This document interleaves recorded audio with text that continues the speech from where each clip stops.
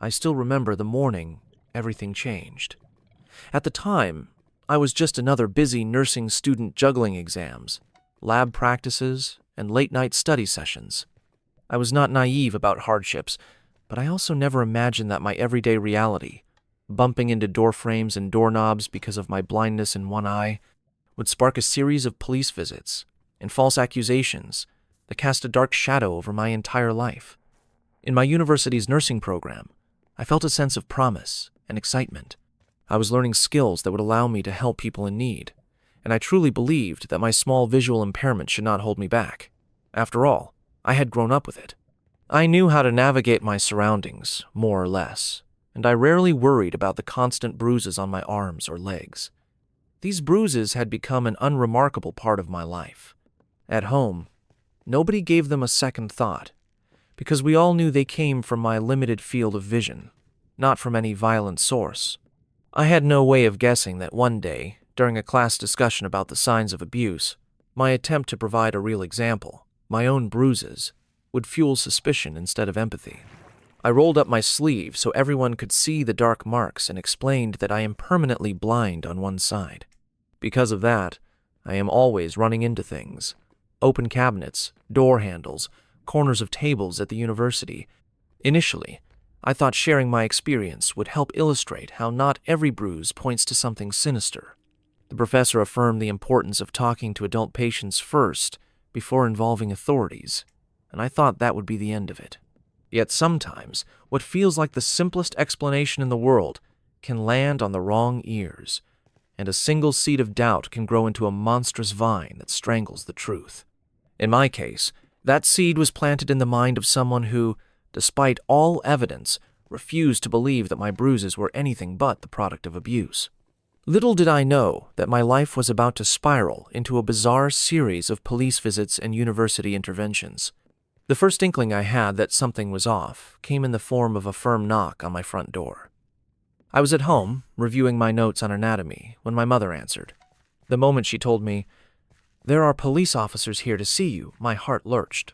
I ran through my mental list of possible issues. Had I missed a tuition payment? Was there an administrative error with my scholarships? Or did something happen to one of my friends? But abuse allegations never even crossed my mind. I nervously invited the officers into the living room, where they asked if I was safe and whether I needed help. Confused, I assured them I was fine. They asked to see my bruises, and I showed them without hesitation. They also spoke with my parents, who looked as bewildered as I felt. The officers then clarified that they had received a report stating I was a victim of ongoing physical abuse. According to their file, I was always covered in bruises, and there was concern for my safety. After we spoke for a while, and they examined my home environment, they seemed satisfied that I was telling the truth. I was not being abused. I explained my blindness in one eye, my tendency to collide with objects on my blind side, and how none of this was new. They took notes, apologized for the intrusion, and left, assuring me that they were only doing their job, and I believed that was that. Looking back, I realized that was merely the first step of a much longer ordeal. At the time, I was shaken but also relieved, naively assuming I would never see them again. I did not know then that the concern of one classmate, Kay, would escalate to a level that I had never imagined possible. The matter was far from over. In fact, it was just beginning. A few days later, my university asked me to come in and speak with a psychologist, supposedly for a routine follow-up related to the police visit. They explained that whenever there is a suspicion of possible abuse involving a student, even if it proves unfounded, they want to ensure that students' mental health is stable. I obliged, because I had nothing to hide. The psychologist questioned me about my home life, my parents, my general stress levels in the nursing program, and whether I felt emotionally secure. Again, I calmly explained my lifelong issue with one-eyed blindness, and how it accounted for the countless bruises that dot my arms and legs like splotchy patches of mismatched paint. That session ended on a cordial note, with the psychologist agreeing there was nothing suspicious about my situation. She mentioned that someone in my class had made a report out of what they claimed was genuine concern, and that I should not feel offended by it. While that might have been sound advice, I could not help but feel a mixture of confusion and subtle frustration. I appreciated that someone cared, but I also wondered why they had not come to me first. Surely, if it was a misunderstanding, it could have been cleared up with a quick conversation. Still, I tried to move on, focusing on my lab skills and upcoming exams, believing the matter would stay in the past. But misunderstandings have a way of persisting when the people involved cling to their beliefs rather than facts. My relief was short-lived because it soon became evident that Kay, my classmate, was not just concerned. She was convinced something sinister was happening behind closed doors, and what started as a single police report would soon multiply into a relentless campaign of suspicion. I vividly recall the moment a different classmate approached me in one of our practice labs. She pulled me aside and quietly explained that Kay was talking to a few other students, saying she was not satisfied with how easily the police had been convinced there was no abuse. In Kay's eyes, I was in danger, and she believed I was either too scared or too manipulated to speak up about it. This classmate wanted to warn me that Kay was threatening to call the police again if I kept showing up with fresh bruises. My reaction was a mixture of shock and disbelief. I initially tried to laugh it off, but the expression on my friend's face told me this was no joke. True to her word, Kay did call again, and not long after, there was another knock at my door. This time, the officers looked even more apologetic, as though they were embarrassed to be standing on my front porch once again. I answered, my stomach twisting into knots. They repeated the same questions. Was I safe? Was there anyone hurting me? Once again, I showed them my bruises, explained my blindness in one eye, and even demonstrated how my peripheral vision fails on that side. They were polite, but I could see the frustration in their eyes, like they knew they were chasing a non-existent case. If you have ever been wrongly accused of something, you know how humiliating and nerve-wracking it can be. Multiply that by the weight of a police presence in your home, and you get a sense of my emotional exhaustion. Yet even then, I had no idea just how far Kay would go to prove her point, nor did I realize how her actions would unravel every sense of security I had about my academic life. After that second visit, my patience for Kay's meddling hit a breaking point. I contacted the university again, explaining that these repeated calls were no longer just an honest mistake or a well-intentioned check. They were making me feel harassed. The administrative staff seemed sympathetic. They told me they would investigate further, and that they might consider separating Kay and me in lab groups so she would not be able to constantly watch whether I had more bruises. I had mixed feelings about that. On one hand, I welcomed any move that might limit Kay's scrutiny. On the other, I was stunned it had to come to this. True enough, the university decided to move Kay to another lab section, which meant our paths would cross less often. I expected her to resent that decision, but I also hoped it might finally put an end to her obsession. I wanted to focus on my studies, refine my practice in reading vitals and performing physical assessments, and prepare for my clinical rotations. I dreamed of being a competent nurse someday, dedicated to helping real victims who might genuinely need someone to advocate for them.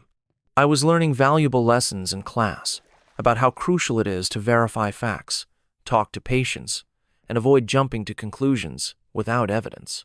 Yet, life rarely cooperates with our hopes, and soon enough, rumors reached me that Kay was telling people the university's decision had messed up her entire schedule because of me. She seemed to believe I was conspiring against her, that I was the one who forced the school's hand. And when someone feels personally attacked, they often double down instead of reflecting on their actions. I did not know it yet, but Kay was far from done. In the weeks following Kay's reassignment, I experienced a brief and misleading sense of relief. No more unexpected knocks at my door. No more hush-hush conversations in the hallways about whether I was safe at home. The bruises kept appearing, of course, but that was just a fact of my life. I tried to be extra cautious when walking around corners or opening heavy doors, but I was not perfect. Sometimes, I would flinch whenever I inadvertently hit my shoulder on a railing, worried that if someone saw the fresh bruise, it might spark another investigation. That low-level anxiety gnawed at me, an ever-present reminder that I was living under a microscope. Then one afternoon, I got a call from a friend who said the police had been by my house again while I was at the university. Fortunately, my parents had answered and explained again that I was not being hurt. By this point, even the officers seemed exasperated with the repeated reports. And the most chilling part was that they told my parents they had received multiple calls this time, not just one. The situation had escalated. It was no longer a simple case of Kay dialing them up. It appeared she had rallied others, possibly family members or friends, to do her bidding. Hearing that made my blood run cold. It felt like my life was part of some bizarre campaign. Who else believed these lies? When I look back on this moment, I see it as the turning point where concern transformed into harassment, suspicion became obsession, and the line between a misguided attempt to help and a targeted campaign against me vanished completely. It was as though my disability had become a magnet for paranoia. And now, the authorities themselves were growing tired of these unfounded alerts. The next time an officer came to speak with me, he was direct. He told me the police force had compiled enough documentation to see that all these calls were from a small number of repeat individuals. They had tried to respect confidentiality, but the pattern was impossible to ignore. They were starting to treat these calls as potential harassment rather than legitimate reports of abuse. The officer assured me that the department was implementing a new protocol. If the same individuals continued calling despite being told that the case was closed, they would face legal consequences. I felt some measure of relief at hearing that, yet my stomach still churned. I could not believe how far this had gone. In parallel, the university ramped up its own involvement. I had another meeting with administrators and campus counselors, during which they confirmed Kay had been strongly advised to stop making any accusations without new, credible evidence. The administrators seemed baffled that one of their nursing students would disregard the very training we had been given. Had Kay missed the key lesson that when dealing with an adult patient, you are supposed to talk to them first, assess the situation, and avoid jumping to conclusions without proof? The fact that she persisted, even after professional authorities had intervened multiple times, indicated that something else might be driving her actions. More than ever, I felt the looming presence of someone determined to save me, regardless of whether I needed saving. It was almost ironic that in a field meant to protect people from harm, I was the one threatened by the very environment designed to safeguard others. It was around this point that my life transformed from uneasy caution into near constant dread. Despite the new police protocol, the calls did not stop. The authorities began to note that each time someone reported me being abused, the phone number was either the same or tied to the same group of people, even if they used different names. The officer I spoke to next was almost apologetic, saying they had to investigate each complaint, but the evidence was stacking up against Kay and whoever was supporting her. In truth, I felt embarrassed every time the police arrived at my home or reached out to me. Although they reassured me I was not at fault, the process felt invasive and degrading. I was repeatedly proving a negative, "No, I am not being harmed. No, there is no abuser hiding in my closet." When word spread among my classmates that multiple police calls had occurred, some approached me with compassion, others with thinly veiled curiosity or gossip. A few friends rallied around me, offering to provide written statements about how open I had been regarding my disability and bruising. They wanted to help show there was no cover-up going on. I truly appreciated their support. The stress of it all, though, was eroding my ability to focus on the very reason I was in school, to master the skills and knowledge needed to become a nurse. I started feeling anxious in large crowds, worrying that Kay or someone close to her might approach me or try to provoke a confrontation. Paranoia became a constant companion. Each day, I reminded myself that I had done nothing wrong, and yet I lived with the perpetual fear that someone's phone call could disrupt my world yet again. Little did I know, the next phase of this nightmare would involve Kay's family, and it would intensify the situation in ways I could scarcely believe. Just when I thought I had seen every possible turn this ordeal could take, rumors swirled that Kay's mother was looking to find my home address.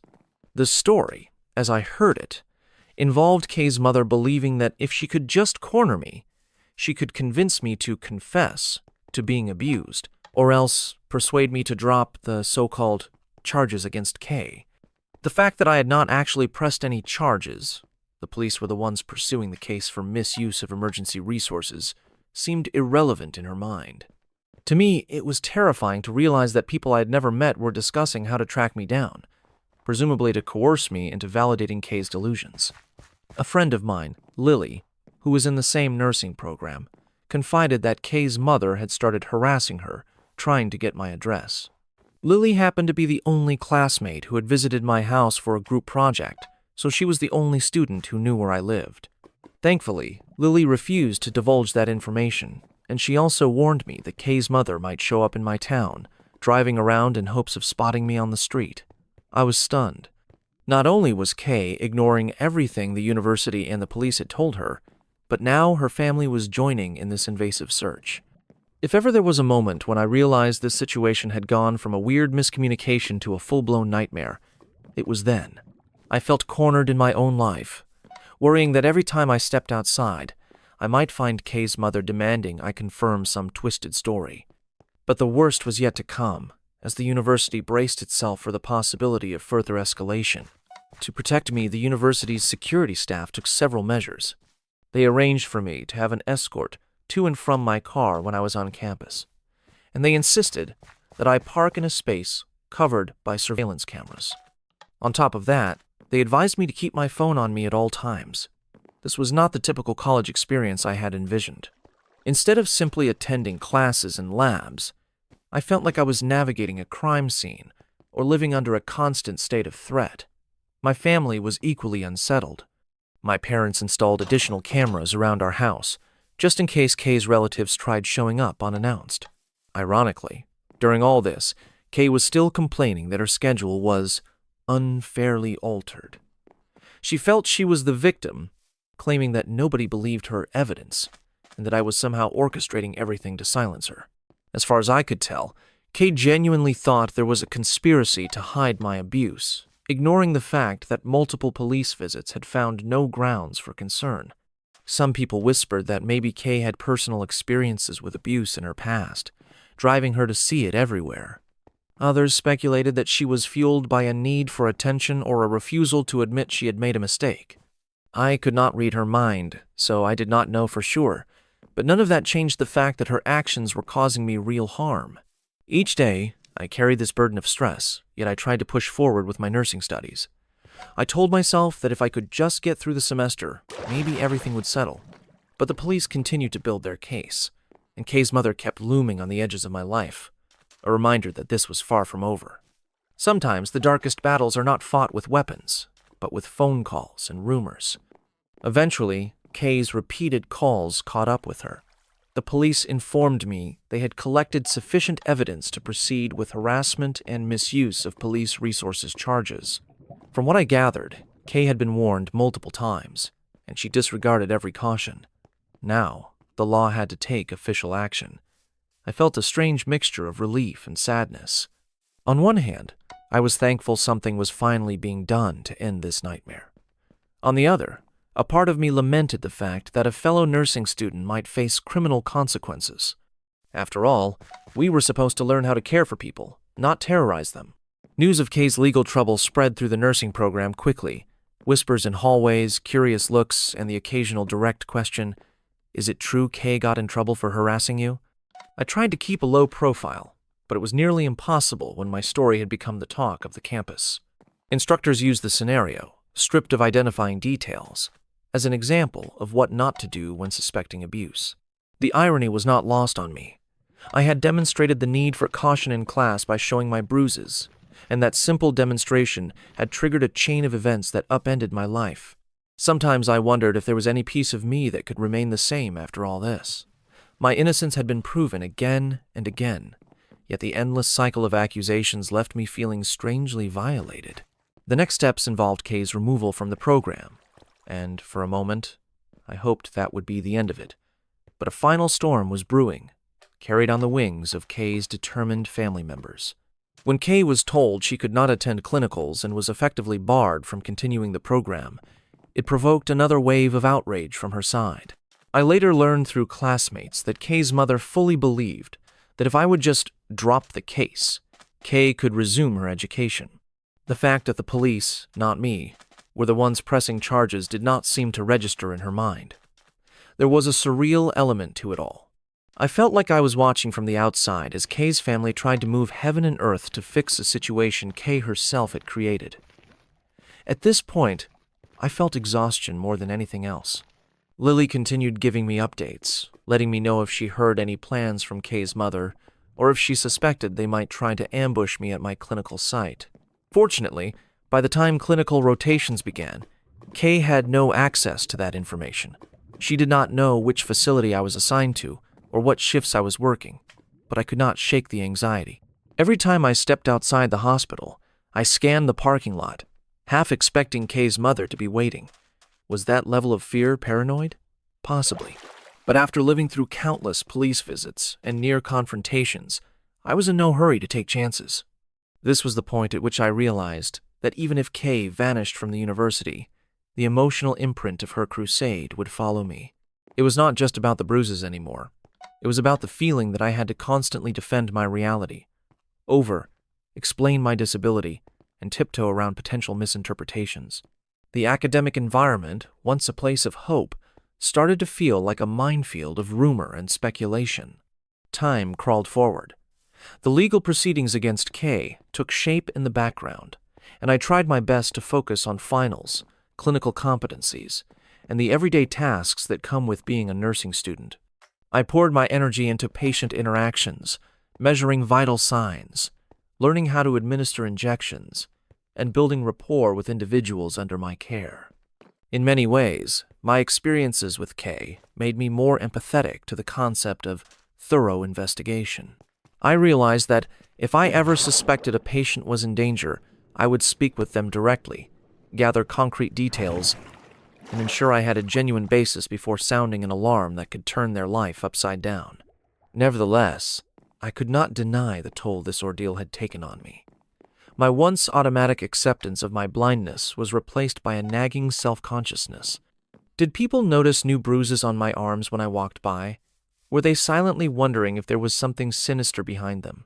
Could another classmate follow Kay's example, disregarding every explanation I offered and deciding I was a victim who needed rescuing? These thoughts cycled through my mind, creating a current of anxiety beneath everything I did.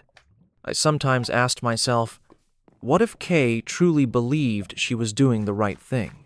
But in my calmer moments, I knew that repeated reports in the face of expert evaluations, ignoring my own words, and rallying others to harass me was not righteous behavior. It was an obsession, and that obsession had consequences for me, my family, and Kay herself, consequences that stretched beyond academics into the realm of law enforcement. Eventually, the university made it official. Kay was removed from the program pending the final outcome of her legal case. Word circulated that she would almost certainly be expelled once the charges were finalized. Instructors and administrators shared their relief privately, expressing that Kay's actions had cast a negative light on the nursing department and sparked unease among the student body. Some also felt heartbreak, recognizing that Kay had potential as a healthcare provider, if only she had tempered her vigilance with the necessary communication skills and respect for boundaries. But that potential was lost now. For my part, I experienced a strange mix of vindication and sorrow. I had never wanted Kay to lose her career path. I did not relish the idea of someone losing their dream because of a misunderstanding. But this was no ordinary misunderstanding. This was repeated, willful denial of every fact. There is a big difference between trying to help someone you believe is in trouble and subjecting them to constant police interrogations. I kept reminding myself that Kay had ample opportunities to rethink her approach. She could have listened to me, to the university instructors, to the police. Instead, she chose a path that escalated far beyond control. Sometimes, I reflect on how easily my life could have continued as normal if Kay had simply asked me, "Are you sure those bruises are from bumping into things?" I would have happily explained again. But once a person becomes consumed by a theory, no amount of logic or proof seems to matter. It is a cautionary tale about the difference between vigilance and obsession, about how good intentions can become destructive if not grounded in reality. In the aftermath, I was left to pick up the pieces of my routine. A small group of friends and I studied together for finals, and they repeatedly assured me I had done nothing wrong. They reminded me that it was Kay's choice to ignore facts. Yet, late at night, I sometimes replayed events in my head.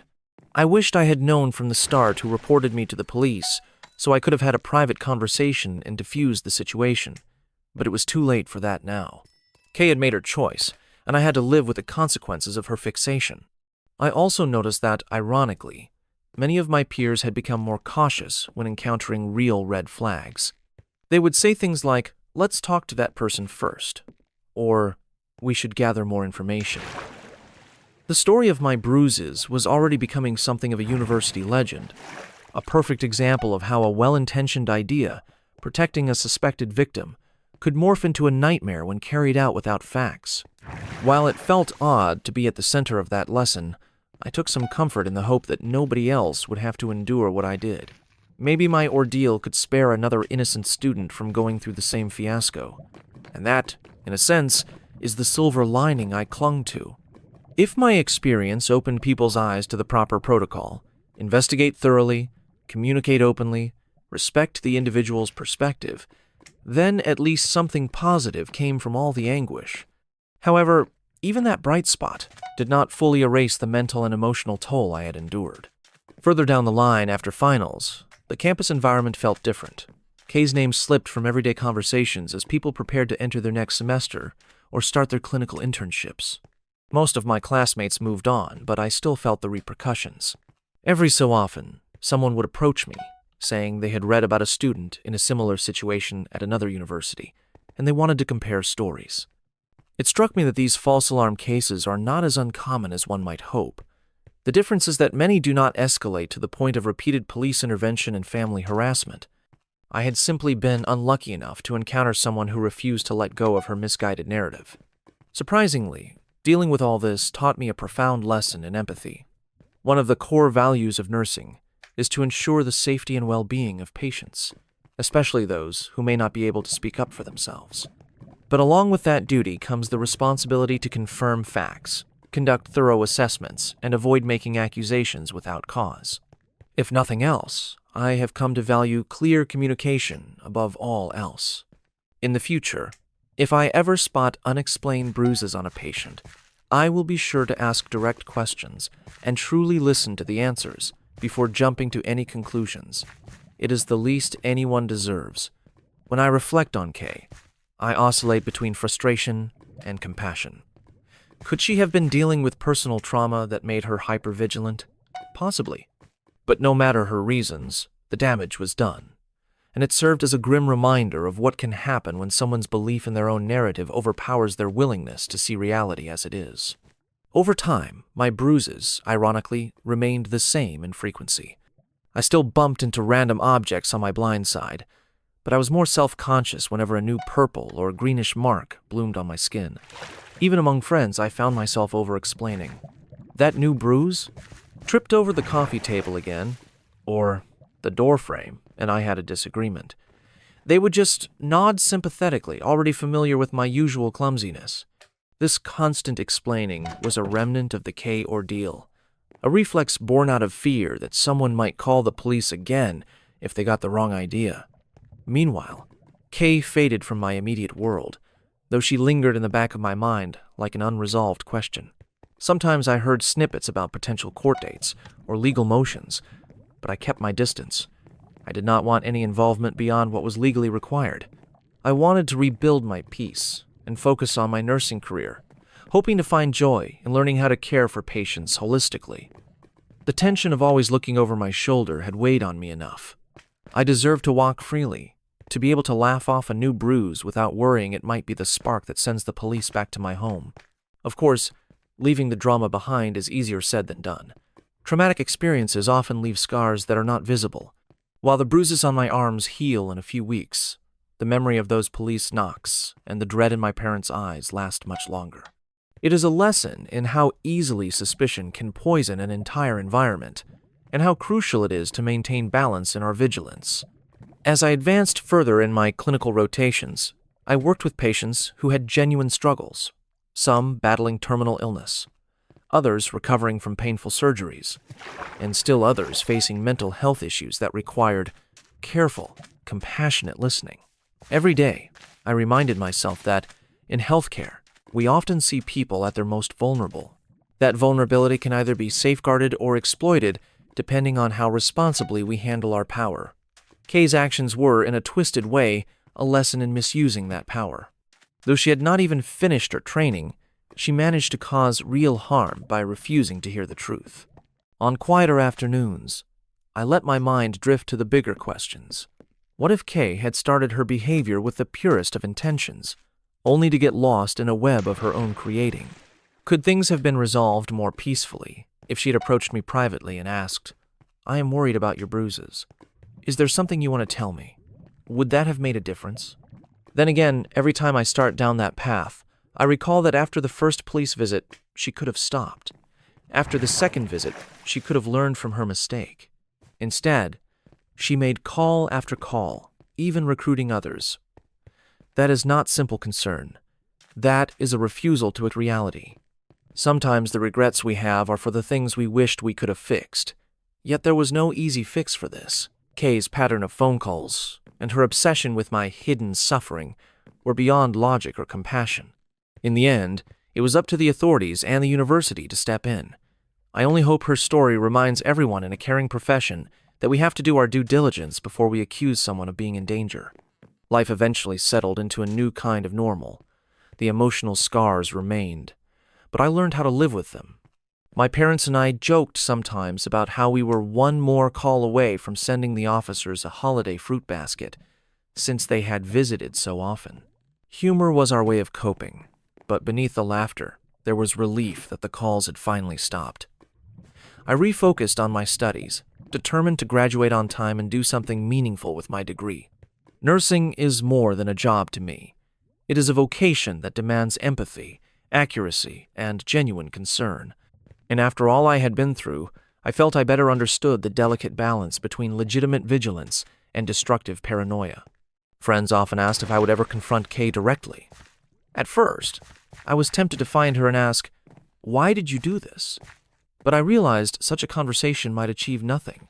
She was already facing legal consequences and possible expulsion, and any talk between us could easily devolve into blame and defensiveness. Maybe I did not need a face-to-face showdown to find closure. The closure, for me, was reclaiming my life, being able to show up to labs, to clinical rotations, or simply to my home without that tight feeling in my chest, wondering if another unfounded report was on the way. The hardest part of overcoming a nightmare like this is accepting that some questions will never be answered. Sometimes we have to let go of the why and focus on rebuilding ourselves. My journey from endless police checks to final peace taught me a resilience I never knew I had. But it also opened my eyes to just how fragile trust can be when one person decides they see a hidden truth where none exists. As the semesters passed, the conversation around Kay's situation lost its urgency. New dramas took center stage, exams, clinical mishaps, departmental policy changes, and life moved on.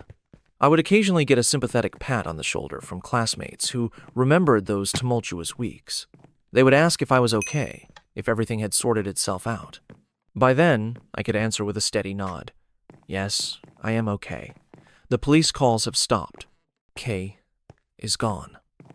Yet, that simple statement only scratched the surface of my memories, the tension I had felt, and the personal growth that sprang from that unfortunate ordeal. My professors also seemed more cautious when covering the topic of detecting abuse. They reiterated that while it is crucial to intervene in suspected cases, one must do so with evidence and direct communication. They gently reminded us that calling the authorities is a serious step, one that should not be taken lightly. Each time the conversation ventured into that territory, I felt a quiet pang of recognition. I was, in some unspoken way, the example of how it could all go terribly wrong if a student disregarded the proper approach. This entire sequence of events stands as a testament to how fragile reputations and peace of mind can be. A few phone calls can unleash chaos. A stubborn belief can transform into a relentless crusade. And in the midst of it, an innocent person can be left feeling exposed and unsafe in their own home. Whenever I relive those memories, I am reminded that truth does not always prevail immediately. Sometimes it has to fight through layers of suspicion and misunderstanding. Looking back, I wonder if there could have been a different ending. If Kay had come to me directly before involving the authorities, maybe we could have cleared up her concerns. If she had listened to the police the first or second time, she would not have faced harassment charges. If her family had not tried to track me down, maybe we all could have moved on sooner. But the past is the past. All I can do now is share my story to encourage a more measured approach in the future, one where genuine concern does not morph into harassment and compassion does not spill over into delusion. I stand by what I have learned in this journey. Being vigilant as a future nurse is admirable, but it must be tempered with dialogue and evidence. Blind conviction can do real harm. My life became a stage for that lesson, and while it was a painful ordeal, I managed to survive it with the help of friends, family, and a handful of professionals who took the time to see the truth. If there is one final thought I would like to leave with anyone hearing my story, it is the importance of balanced empathy. If you suspect someone might be suffering, talk to them, gather facts, and be prepared to accept what they tell you if there is no genuine proof to contradict it. Now, as I look to the future, I take stock of what I have gained as well as what I have lost. I still carry bruises on my arms and legs from my regular missteps, but I also carry bruises on my memory from what Kay put me through. Yet those memories have shaped me into a more thoughtful and determined individual. I have a deeper respect for the power of suspicion and how it can corrupt even the best intentions. At the same time, I have renewed faith in the idea that truth, once properly investigated, can stand firm against any wave of falsehood. My hope for anyone who hears my story is that they remember the importance of checking facts and listening with an open mind. Because genuine empathy demands more than a rush to judgment. It calls for a willingness to look at the person in front of you, hear their words, and trust that sometimes a bruise is just a bruise and nothing more.